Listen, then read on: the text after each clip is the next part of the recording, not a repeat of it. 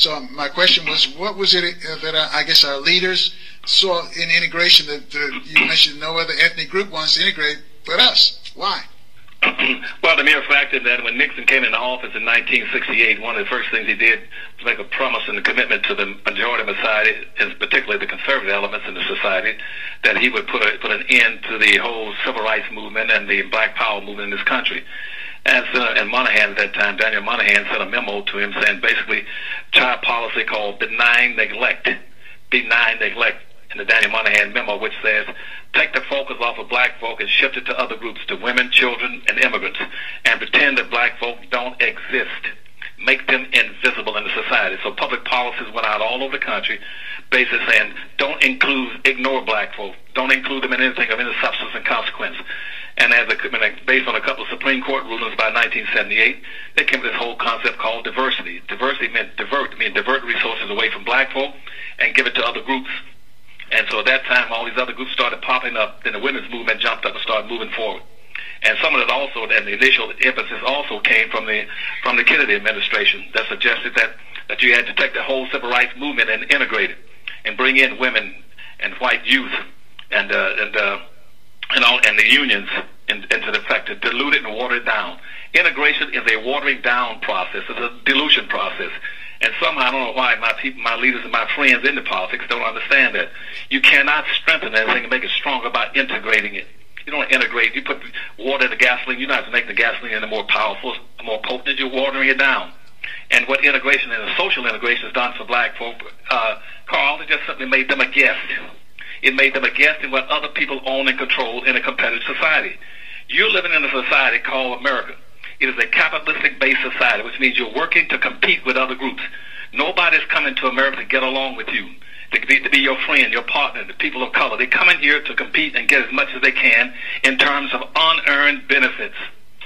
And black folk don't seem to understand that, so while they're out there busy integrating, these other groups are going to come in. They're going to take over all these major urban cities, and they're going to dominate them. And that's why from New York to Washington, D.C., no longer a chocolate city. And then Detroit and Michigan going to go down. In Pittsburgh, Philadelphia, St. Louis, Gary, Indiana, Los Angeles is going already.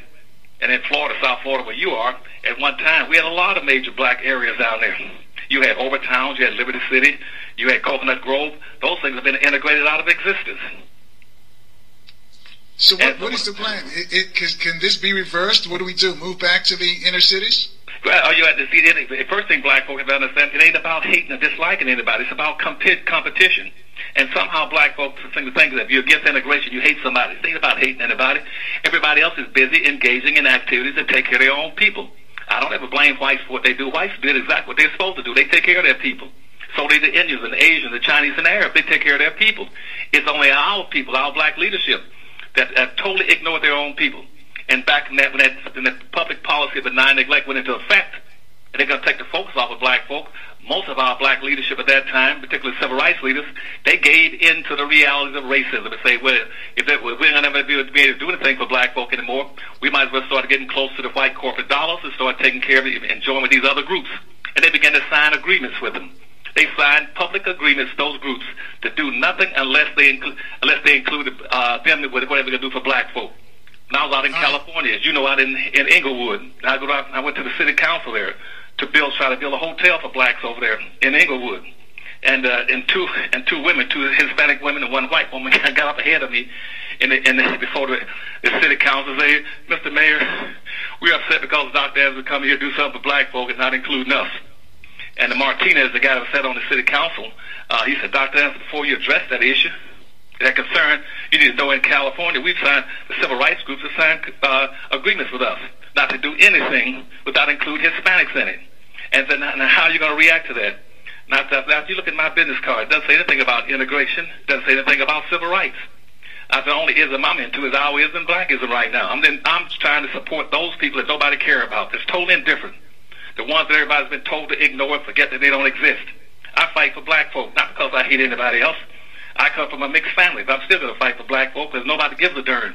They have no leadership. They've been abandoned by their own people and moved into the social integration bit. And black folk had, Carl, they had more in the 1950s than they got today. Black folk used to have communities. They used to own and control resources, communities, churches, buildings, schools.